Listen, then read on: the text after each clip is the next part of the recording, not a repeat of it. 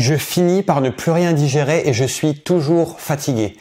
C'est pas moi qui le dis, c'est Valérie. Et pourtant, il y a une époque où moi-même je le disais parce que j'avais le problème moi aussi. Et dans la vidéo dont je voudrais, la chose dont je voudrais parler, c'est justement cette réflexion autour de la fatigue, etc. On va voir en fait. Ce qui vous amène probablement sur la vidéo, c'est toute cette curiosité que vous avez vis-à-vis d'une fatigue chronique que vous avez peut-être. Et on va un peu essayer de clarifier tout ce qu'on peut vis-à-vis de ce problème-là. Parce que quand on a exclu les problèmes, les maladies que les médecins peuvent soigner, guérir, on peut être confronté à des problèmes qui échappent un peu à tous les autres diagnostics et on peut être fatigué sans avoir compris pourquoi. Même si on prend des vitamines, même si on croit faire tout ce qu'il faut pour aller mieux, il y a toujours quelque chose qui bloque. Donc moi, je vais reprendre deux commentaires, deux questions qui m'ont été posées. La première, c'est José, et je vais juste reprendre la description complète de ce qu'elle m'a dit, et puis ensuite on va un petit peu en discuter une minute. Donc elle me dit: ma fille a reçu le diagnostic cœliaque il y a 5 mois suite à des examens sanguins. Ses symptômes se sont développés après son changement au régime alimentaire: fatigue, douleur au dos, à la tête, constipation. Maintenant, ses résultats sanguins sont super normaux, etc. On est super content. Mais son problème de fatigue est de plus en plus intense. Je ne sais plus quoi penser et faire. Valérie, elle, me fait un commentaire où elle me dit: bonjour, pour commencer, je vous remercie pour tout le temps que vous passez pour nous aider dans cette maladie. Mon problème est que je finis par ne plus rien digérer et je suis toujours fatigué. J'ai essayé des compléments alimentaires, tiens justement j'en parlais, mais visiblement ça ne fait pas beaucoup d'effet. Je suppose que nous devons être nombreux dans ce cas. Merci encore et bonne journée, Valérie. Alors moi je vais commencer par vous donner une illustration d'une histoire que j'ai vécue qui est assez triste pour moi de repenser à cette période-là, mais ma fille est née il y a quelques années et au bout de 4 mois, ma compagne a décidé donc de reprendre son travail après une période de congé maternité et on était confronté à un problème où moi j'étais pas en bonne santé, j'avais perdu mon travail et j'étais à la maison. Et on s'est dit qu'est-ce qu'on fait? Est-ce que tu te sens de t'en occuper de ça? J'ai dit écoute, sincèrement, je me sens pas bien, je suis trop fatigué, je suis tellement fatigué que j'y arrive pas. Et puis je voudrais retrouver un travail aussi en même temps, donc je voudrais pouvoir libérer du temps pour m'en occuper. Et ce que j'ai décidé de faire avec ma compagne, on a dit on va essayer de trouver une assistante maternelle, une nounou pour garder notre fille. La pauvre, avec un peu la tristesse de devoir la donner dès l'âge de 4 mois à garder. Beaucoup de gens sont dans ce cas-là, c'est la vie, c'est comme ça. Mais moi, j'étais un peu triste d'être à la maison et de pourtant devoir amener ma fille chez une assistante maternelle pour être gardée pour la journée. À peine je l'amenais chez la nounou, je rentrais à la maison, je m'allongeais sur le canapé et je dormais.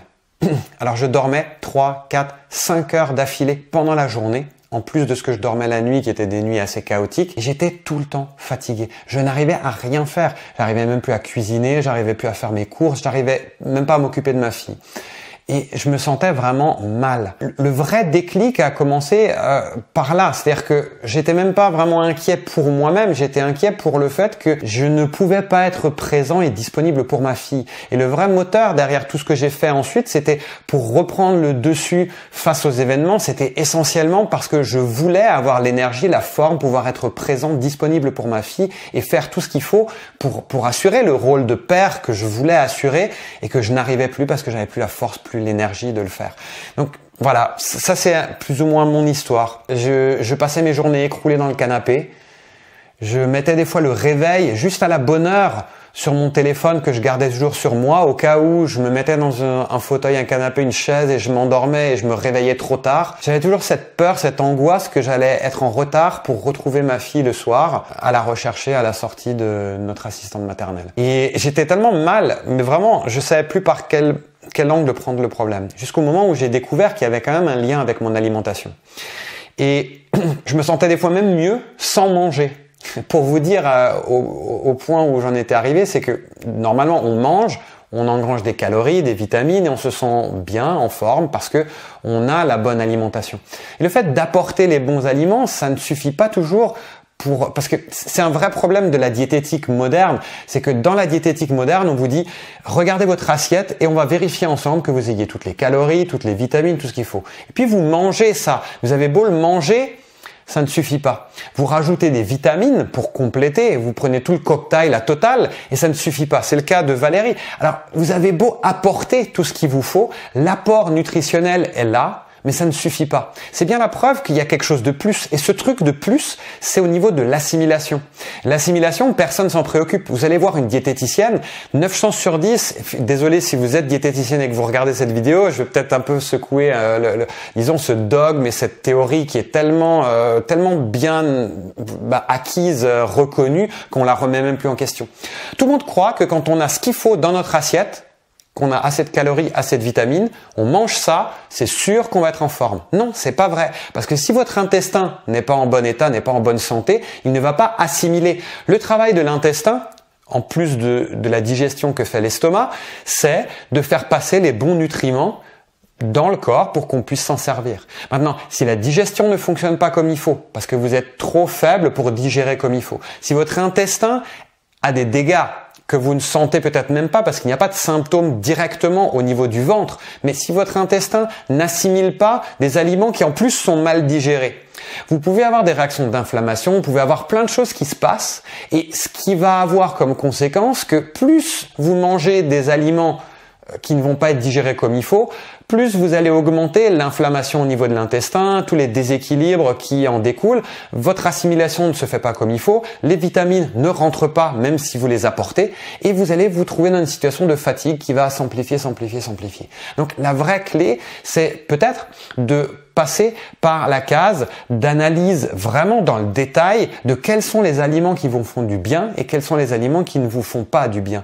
Et c'est des fois assez difficile de décortiquer et d'analyser qu'est-ce qui va pas dans l'alimentation au quotidien.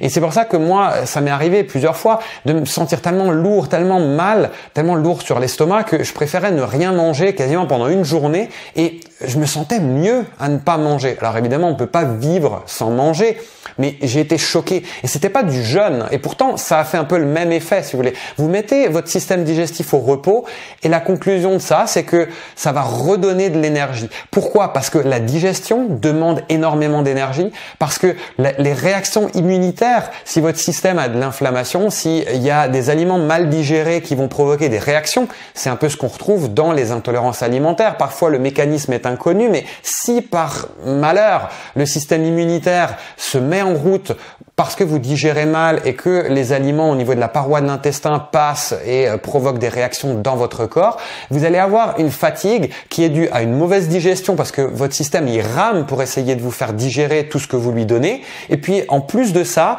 votre système immunitaire va bombarder tous les aliments mal digérés qui sont passés à travers l'intestin qui est devenu une passoire ou qui ne fait plus son travail normalement.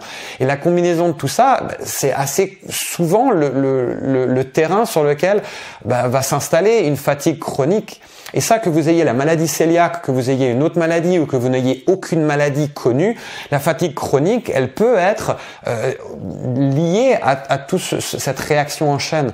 Donc, il faut briser cette spirale et une des manières de la briser, c'est de commencer par comprendre quels sont les aliments qui sont vos alliés et quels sont ceux qui ne le sont pas. Donc ça, c'est une question d'observation. Il y a des fois des gens qui font différentes approches pour essayer d'arriver à comprendre quels sont les aliments qui font du bien, qui font pas du bien. Il y en a qui sont plus faciles à digérer que d'autres. Il n'y a pas de règle universelle et c'est la raison pour laquelle j'ai décidé de faire mon blog, ces vidéos, etc. C'est que il y a des cas particuliers, chacun est un peu différent. Donc on ne peut pas forcément tirer des généralités de tout ça. Donc moi, ce que je voudrais faire, c'est simplement essayer de vous faire passer un message. C'est que si votre digestion ne fonctionne pas comme il faut et que votre corps demande beaucoup d'énergie pour digérer parce que vous êtes faible, vous n'êtes pas capable de digérer correctement, ça va vous affaiblir automatiquement.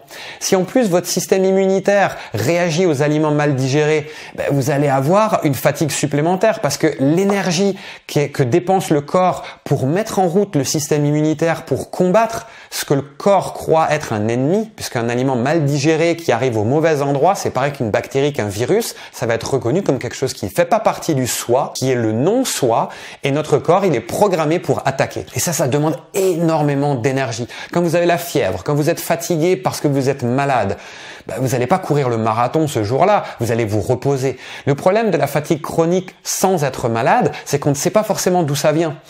Peut-être votre problème n'est pas lié à l'alimentation. Je cherche pas à généraliser au point de dire que tout le monde a des intolérances alimentaires quand on a de la fatigue chronique. Et c'est la raison pour laquelle moi, j'accentue sur ce point-là, parce que je viens de là, je suis passé par là et j'ai réussi à remonter la pente. Donc, le premier point sur lequel vous devez agir, c'est comprendre si votre digestion est faible, c'est-à-dire quand vous mangez moins, est-ce que vous avez plus d'énergie ?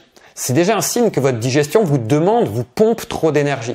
Ensuite, quand vous mangez et que vous sentez des lourdeurs dans le ventre, pas au niveau de l'estomac, que même le ventre, vous sentez que c'est lourd, que ça digère mal, vous avez des ballonnements, etc. Toutes ces choses-là sont des signes que votre corps ne fonctionne pas de la meilleure manière et il y a quelque chose qui bloque, qui empêche que ça fonctionne comme il faut. Et peut-être si vous sentez des douleurs au niveau du ventre, c'est peut-être qu'il y a de l'inflammation. Cette inflammation, elle peut être liée à une réaction immunitaire. Cette réaction immunitaire, elle peut pomper beaucoup d'énergie. Donc ça, c'est un cercle vicieux et il faut essayer d'en sortir. Moi, ce que je vous invite à faire, c'est à continuer à suivre toutes les vidéos que je propose, tous les articles que je publie et tout ce que j'essaie de faire à travers des ateliers, etc. pour essayer d'avancer parce que il faut prendre les choses une après l'autre et essayer de remonter la pente. Donc, si vous avez des soupçons d'intolérance alimentaire, moi, ce que je vous conseille de faire, une chose que vous pouvez faire toute simple, c'est de vous inscrire à la newsletter que je propose dans laquelle je vais vous donner des informations au fur et à mesure qui devraient vous aider. Je vais distiller les bonnes informations pour vous aider à aller de l'avant. Là où peut-être votre médecin, même votre diététicienne va analyser votre assiette, vous la mangez, puis vous êtes malade quand même, vous avez trop de faiblesse, vous avez trop de fatigue et vous avez tout l'apport qu'il faut, vous avez toutes les vitamines et ça suffit pas. Dans tous ces cas-là, moi je pense que vous pouvez faire quelque chose de plus. Et la première chose, c'est de bien regarder quels aliments passent et lesquels ne passent pas. La raison principale pour laquelle je vous parle de ma newsletter, c'est parce que ce que j'essaie de faire, c'est pas de vous donner des leçons de ce qui va pas, etc. parce que chaque cas est différent. Mais la meilleure chose à faire quand on a un problème, c'est de se rapprocher de ceux qui ont eu le même problème, qui sont passés par là aussi et qui en sont sortis. Ça veut pas dire que parce que moi je suis passé par là et que j'en suis sorti, ou d'une certaine manière j'ai retrouvé l'énergie et la forme parce que j'ai compris d'où venait mon problème, je ne veux pas généraliser pour que tout le monde passe par le même chemin que moi, mais il y a peut-être des raccourcis que vous pouvez prendre parce que je peux vous faire profiter de mon expérience plutôt que de tourner en rond ou de passer par la case du médecin qui ne peut plus vous aider à partir du moment où il a fait tout ce qu'il peut et que malgré tout, vous n'avez pas la réponse à vos interrogations. Donc, je vous invite, si vous souhaitez aller plus loin, je vous invite à vous inscrire à la newsletter dans laquelle je vais vous donner des informations. Et moi, je vous retrouve dans une très prochaine vidéo.